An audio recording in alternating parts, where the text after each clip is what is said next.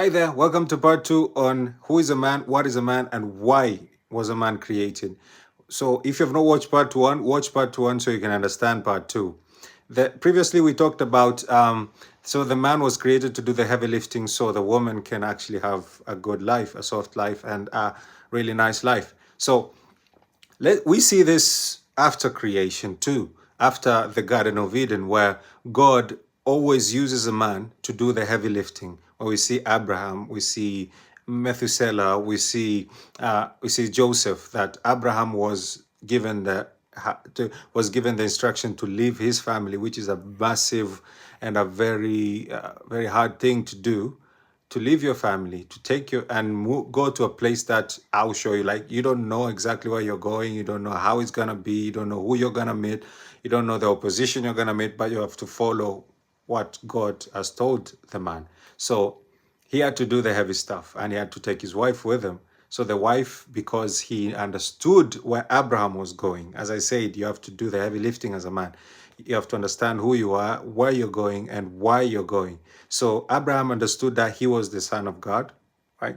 He understood that where he was going is where God wanted him to go.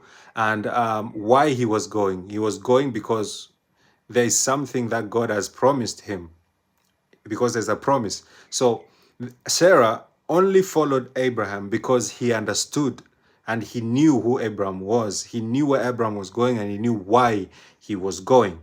So most of the time we complain and say that women are not good, women are that this and that. But the truth is, a woman can never follow someone who has no vision. A woman can never be submissive to someone who doesn't know who they are.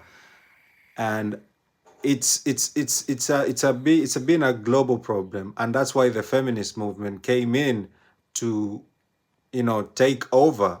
The reason why they took over was they wanted equal pay. They wanted, the intentions was pure, but over time it was corrupted, and now they just take men as nothing. But this is why this message has come, to show you that as a man you have a duty to understand who you are, where you're going, and why you're going. Because if you understand that, then God is going to give you the power that that Adam had before the fall.